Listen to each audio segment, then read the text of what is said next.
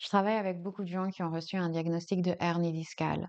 C'est des gens qui ont un profil en général assez similaire, avec une sédentarité bien installée, où ils ont un travail de bureau et avec une posture pas nécessairement optimale tout le temps, et aussi une grande déconnexion entre le cerveau et le corps. C'est-à-dire qu'ils se sont focalisés sur leur famille, leur carrière pendant longtemps, et ils ont un peu mis leur santé, leur bien-être de côté pendant ce temps-là.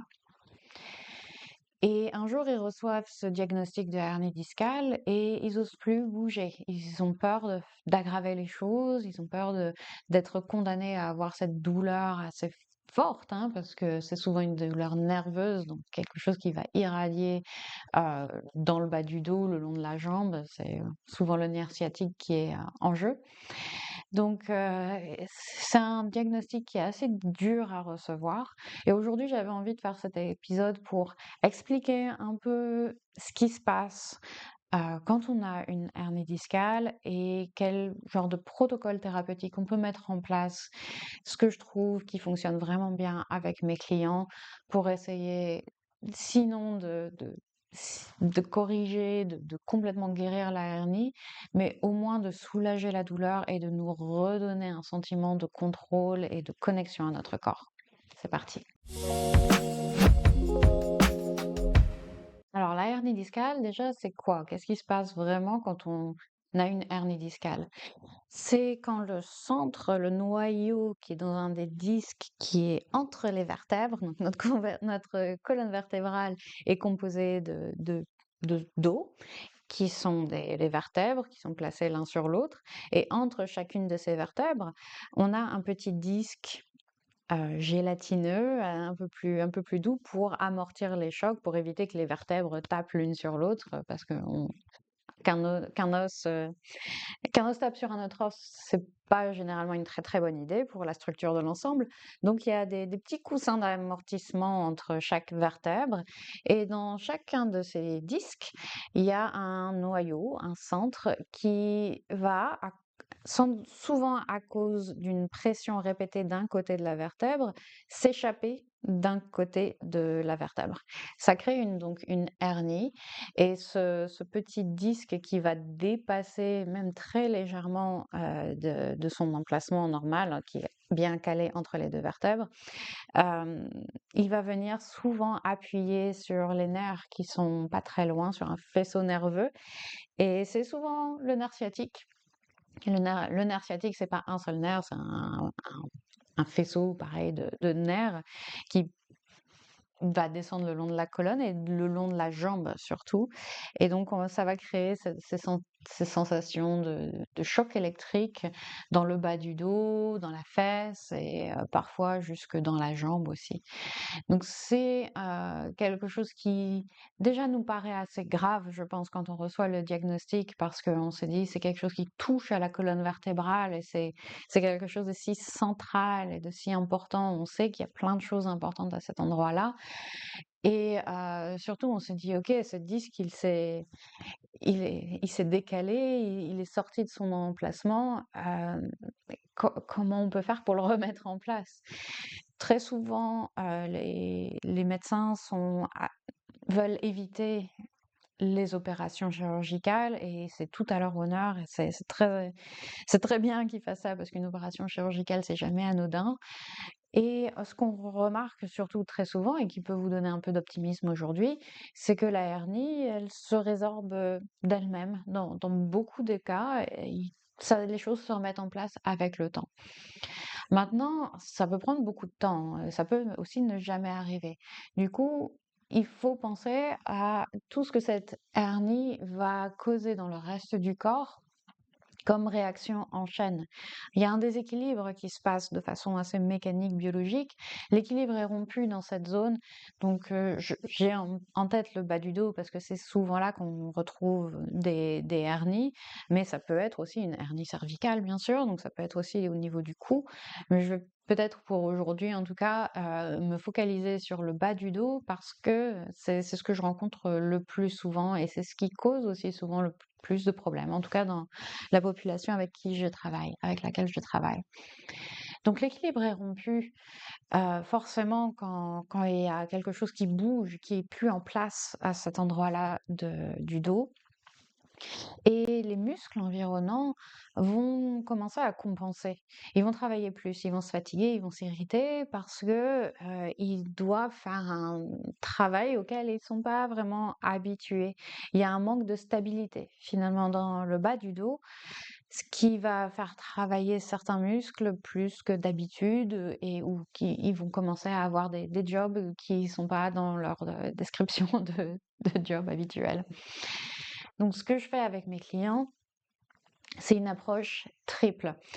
On va renforcer les muscles qui stabilisent, puisque comme je disais, l'équilibre, la stabilité a été rompue dans cet endroit-là.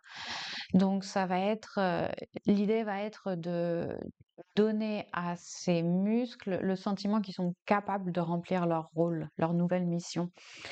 Et ce sont des muscles qui d'ailleurs étaient souvent trop faibles avant même la hernie.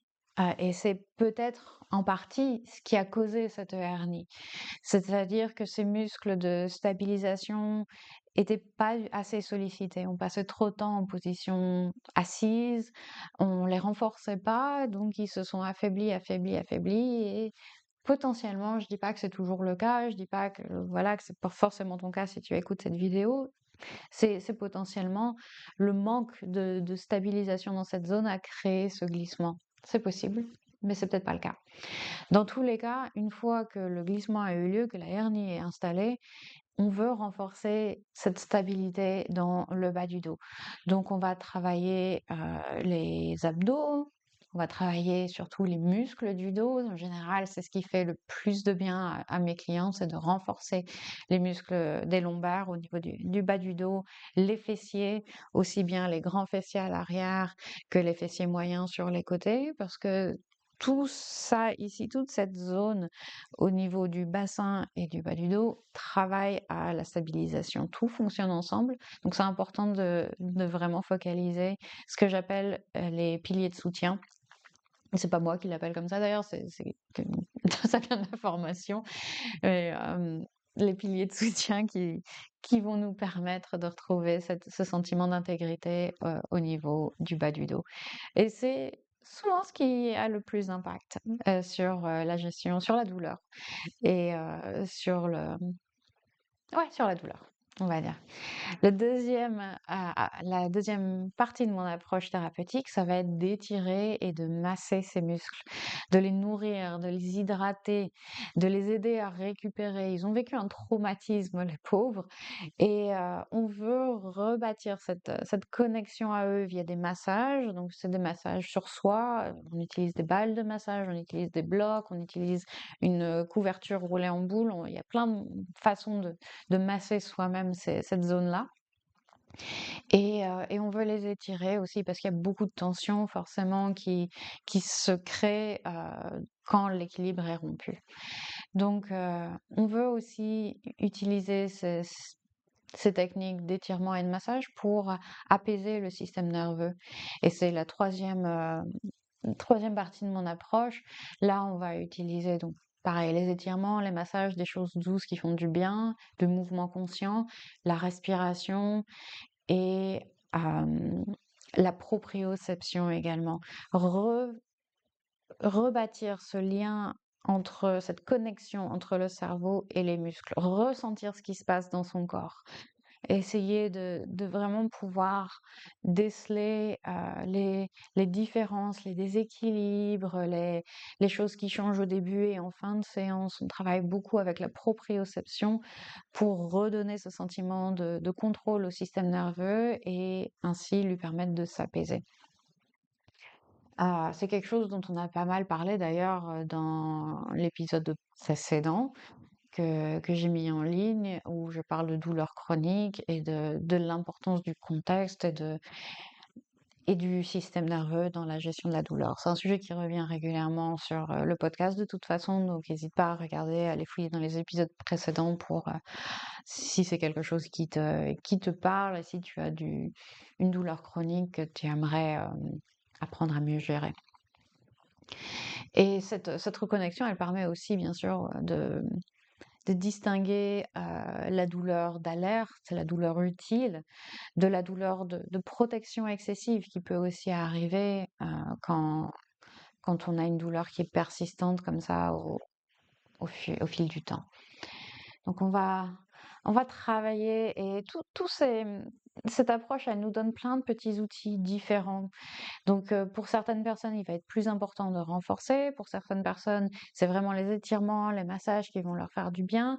Pour certaines personnes qui ont eu cette déconnexion complètement marquée, c'est ça qui va être plus important. Donc ils vont davantage se tourner vers des exercices de pleine conscience, de relaxation, etc.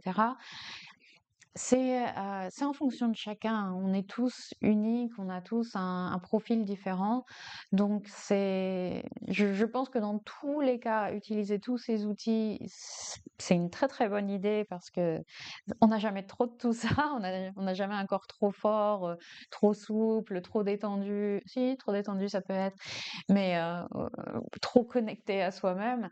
Ce sont tous des outils qui sont importants et ensuite, une fois qu'on les a bien en main, on peut aussi déterminer ce qui nous fait le plus de bien dans ces différents outils, approches. De manière générale, en tout cas, le dos, il n'est pas cassé, il a juste besoin d'être réapprivoisé. On a besoin de de se reconnecter et de le renforcer et de le soutenir. Et je sais que ce genre de diagnostic, voilà, c'est pas forcément la hernie discale, mais c'est en général, ce genre de diagnostic nous peut causer pas mal de peur, de désespoir, mais c'est à travers une recherche d'éducation sur le sujet, ce que tu fais déjà en écoutant ce podcast, donc je te le félicite et je suis très très contente de pouvoir t'aider avec ça. À travers l'éducation sur le sujet et à travers ensuite la mise en pratique via donc ces renforcements, ces massages, ces étirements, tous ces exercices-là, c'est comme ça qu'on arrive à à réapprivoiser le corps et à donner à notre système nerveux ce sentiment qu'il est en sécurité et qui peut diminuer les signaux de douleur, qui peut diminuer, ouais, qui peut se sentir plus à même de gérer ce déséquilibre qui a eu lieu avec la hernie discale. Donc, si jamais tu as envie, bien sûr, qu'on travaille ensemble là-dessus, si jamais tu as des questions, si jamais c'est un sujet qui te parle particulièrement, n'hésite pas à me contacter, à m'envoyer un message via mon site internet qui est dans la description, comme toujours. Il y a tous les moyens de me contacter là-dedans. N'hésite pas à laisser un message, un commentaire sous la vidéo, également à liker et à t'abonner, bien sûr. Et puis n'hésite pas aussi à aller voir la séance thérapeutique que j'ai partagée cette semaine spécifiquement sur ce sujet-là, où on va avoir donc cette activation douce des stabilisateurs profonds, donc les transverses, le bas du dos. On va avoir des étirements aussi des fléchisseurs de hanches, du périforme, donc tous ces muscles qu'on va aussi bien renforcer que étirer et aussi reposer via une posture de restauration finale. On va avoir un peu de proprioception. Donc, on a tous les ingrédients dont j'ai parlé aujourd'hui dans une mini routine que tu peux répéter à l'envie. Donc, n'hésite pas à aller la voir et n'hésite pas à me contacter et à revenir la semaine prochaine pour un nouvel épisode. Merci beaucoup, prends soin de toi.